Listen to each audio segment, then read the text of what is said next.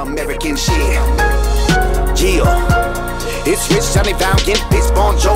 Let me on raw. I've been Eddie on the mic, back in no form. Hey guys, thanks for tuning in. I'm Damon Campbell with HotNewHipHop.com here at the Loft in Lansing, Michigan, with a very special guest. Would you like to introduce yourself? And I am Rittz, bitch. Rittz, White Jesus. Great to meet you, man. Definitely appreciate your time. Thanks for having me, dog. Absolutely. Now, you seem to air out a lot of your dirty laundry in your music. Yeah. Quite literally, in fact, on the My Clothes interlude. Yeah. But what do you end up doing with your tour garments? Because isn't that a strange music policy that you can't have a laundry bag on the bus? Yeah. Strange music policy. You can't have a laundry bag on the bus on a strange tour. So with this tour, with it being kind of my tour, I can I could bend the rules a little bit. But nah, man, I got a laundry bag. I just you gotta have it put away, man. So many people, man. The other day I woke up and tripped on somebody's book bag and you could sprain an ankle and ruin a show. And is any of that to avoid the stench? I'm sure for laundry bag might play a factor. Yeah, actually, it's pretty organized because I've never seen that done. It's really because what they have is they'll go to like Fluff and Folds or laundromats, so that way they'll get all the artists to write the names on the bag.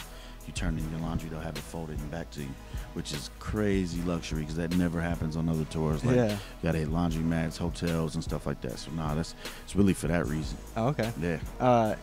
And one scent that we can certainly all appreciate is the smell of success. Oh yeah. That said, your career, really kicked into gear when you were featured on YelaWolf's My Box Chevy Part 3. Yep. But ironically, I understand you actually didn't even have enough gas money at first to go record your verse? Yeah, no, I didn't. I was having to borrow money at that time. It was weird. It was and it wasn't like I was just struggling like that forever. I just really hit an ultimate low point at that point in time, and everything just kind of fell out at once. And it was I was really in a real bind. Yeah, so I had to borrow money to get gas to go record that song. Yes, it was crazy. It was a lot of money borrowing going on at that point. Like me and my sister, I got a twin sister.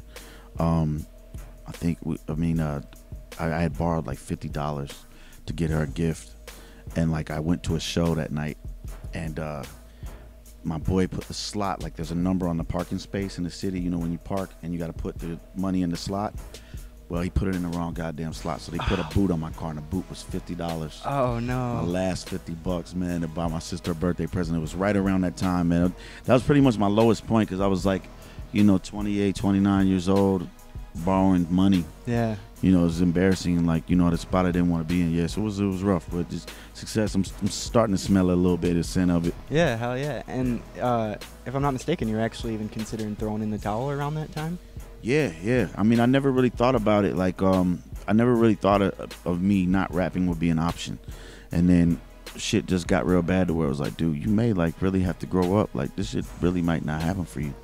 And it's kind of weird because if you're talented at something, it's just you're always gonna think you're talented, and your ear doesn't hear yourself how other people hear it. So you think you're going in the right direction, but at some point you got to be honest with yourself and be like, look, this might not work. Yeah. And for me, I didn't graduate high school, so I had to go back and remember about multiplication tables, dividing fractions, do all. The other subjects weren't as bad for me. Of course, the GED shit's easy. Yeah. But for math, it was hard as shit, and I still haven't got my GED. But I was studying. I started calling schools.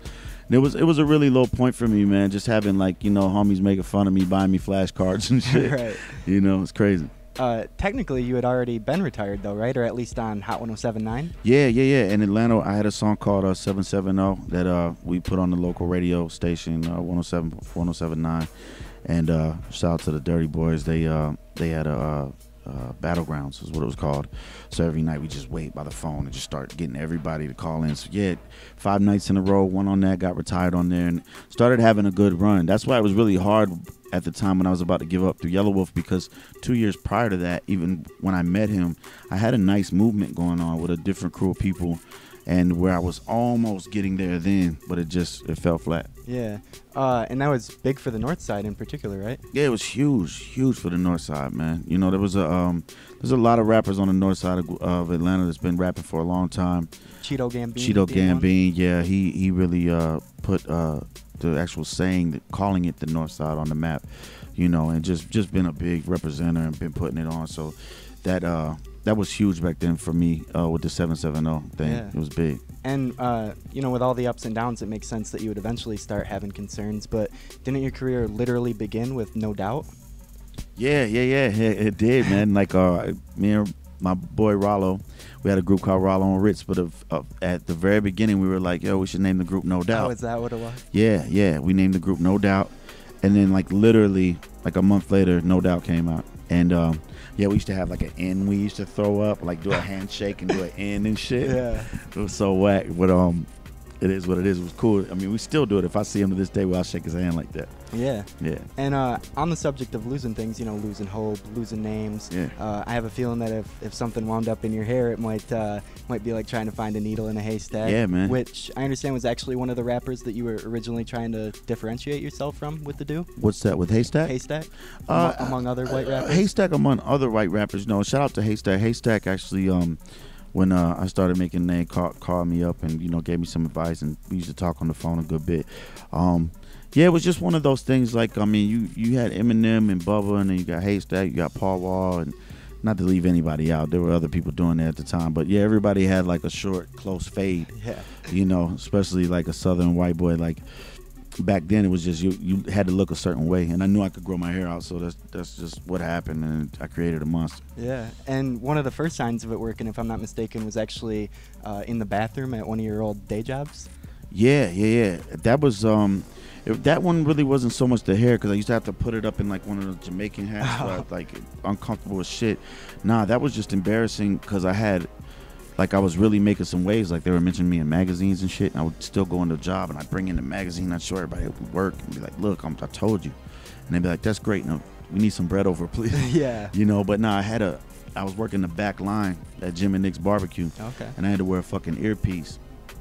So, you know, a headset, like I'm in the drive-thru.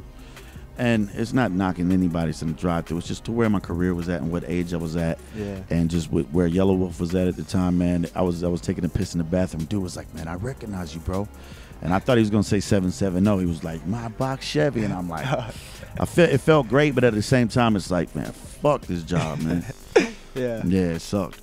And nowadays you're more concerned with satisfying musical appetites, but yeah, you have filled at least one fan's belly, right? Dan from Cartersville? Yeah, shout out to Dan, man. Dan is yeah, Dan got the first tattoo of my face on him, man. There's been some other people since then, but Dan, cool ass dude. All across his belly? All across his belly. He's got Demon Jones, Danny Boone from Rehab tatted on him too. But yeah, shout out to Dan, man. He's a fucking maniac. Show that shit to me. It's the ultimate form of dedication, and it's flattering as fuck. You know, he was calling it flattering. Sounds weird, but it is. No, man. It's pretty fucking crazy. And wasn't there actually another girl who actually like quit her job at Subway to come to one of your shows? Like, what was the story there? I'm not sure if I call her Subway Girl. I think she's in Omaha or Salt Lake City, one of the two. But I think she may have. I don't know. I don't want to speak falsely on that. Okay. But I know she's came out to a show, and I'm always like, Subway Girl, because I went and ate there, like, and they were like, oh shit, you're Rich, you're performing with Wolf down the street. Yeah. Yeah. And, you know, really those things just go to show how far you've come, especially because, you know, you often mention how you used to be heavy into drugs, and I don't know how you feel about people seeking treatment, but didn't you have an issue with one woman in particular who wanted rehab at one of your earlier shows? That wanted rehab? She was like a heckler. Oh yeah, for Jesus, man. Yeah, I had this lady. I used to go with rehab, and for anybody that doesn't know rehab, they do like kind of they'd be pissed if I said this, but it's rock, but it's got hip hop flavor to it.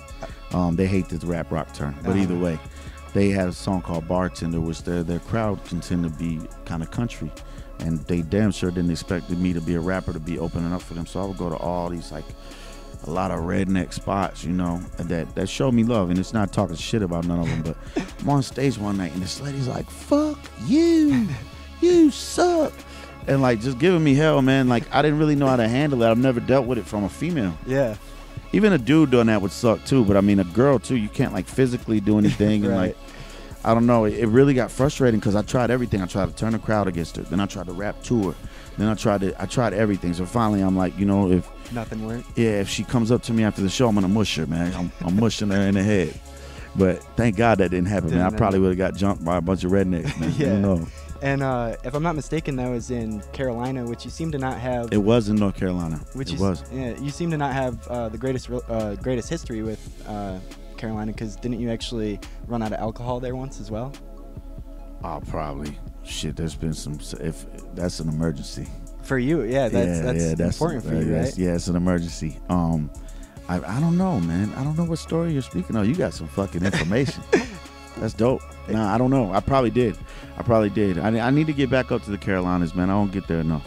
What ends up happening if you run out of alcohol on tour? Man, you just try to ask the people at the club if you could buy a bottle, from them.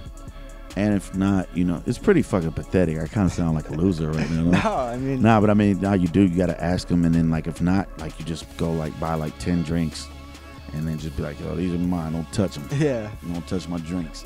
And then just after that, you gotta just, if you got alcohol problem, you gotta pop you some pills and go to sleep. Yeah. Sleep it off. And I know you prefer Crown. I don't know, however, if you would consider yourself to be an emotional drunk. Although I guess we all are to a certain extent. Yeah, no, I'm not. I'm not an emotional drunk. I'm more like a daily drunk. Okay. Which is not. It's not great. I do drink a lot, and so it doesn't affect me like as much as it would have when I was younger, or different things that when I drunk less occasionally, you know what I'm saying? Right. Then you have those nights where you get all hammered and you start getting emotional or you start acting wild or shit like that. I'm laid back, man. I have some drinks in me. A lot of it's to take the edge off, and then when I'm chilling, I just like to sip something and, so my drunk level. Now, if you ask somebody else that's been around me when I'm drunk, they probably got a different story. Yeah. But with that in mind, though, I understand the King and I's tears actually got you into a bit of trouble back in the day. Yeah, I don't know about a bit of trouble. Didn't you get like called out trying to rap? Yes. Song? I got called out. First of all, I mentioned this record in a new song called White Rapper on my new album. Okay. And Tears, the King and I had a song called Tears, and I had an instrumental on it. And I used to go to the football games, and I rap against this dude Antonio. They'd be like, "Oh shit, they're here," and we'd rap. And a couple times I rapped somebody else's verse. Actually, and I might have misstated it from what you're calling from, because I don't know if it was the King and I verse or a Fifth Ward Boys verse that I rapped. But yeah, somebody was like, "Whoa, no, that's somebody else's song." Yeah, called me out at the fucking game. Okay. So, but it was cool. I just admitted it and just kept it moving. Yeah, hell yeah. Yeah. Well, lastly, man, you've certainly come a long way since. At this point in your career, do you in any way consider music your life? Yeah, music is 100%. Is music my life? Yeah. Yeah, music is like has so much to do with my life. You know what I mean? It's everything. It's everything I'm relying on. It's my career. It's my business. It's what I've practiced all my life to be good at. So it's become so much my life. I try to find other things that can fill the void to where it's just not all music. Yeah. But yeah, music is everything, man, to me. I mean, I can't live without it. Who could? That's what's up, man. Well, thank you so much for your time, and it's great chatting with you. No doubt. Absolutely. Best wishes with everything coming your way. Is there anything else you want to say to people out there watching? Nah, man. Go get my album, Next to Nothing, September 9th. Yeah, Slumerican, Strange Shit, Northside, A-Town, Clientele, HotNewHipHop. Yeah, Rittz, bitch. There you have it. Once again, I'm Damon Campbell, and this is Rittz. It's Rittz. Thanks for watching. Appreciate it, man. Dope, man. Yeah, thanks. Where the fuck did you get all that shit from? You fucking went back and studied some shit. Yeah. Got to, man. Oh, that's tight, dude. That's tight. Motherfuckers think I fell off, but I've been tucked doing the same shit. Waiting on my options in this game so I can take the shit you other dudes clowns before niggas be true. I first started rapping. My first rap was when this dude broke up with me, and really pretty much just broke my heart into millions of pieces. And instead of Amigos is taking over right now. It's definitely hot. Let's see how long they can ride the wave. Taylor Gang, because 28 grams was knocking. Couldn't stop knocking it. It was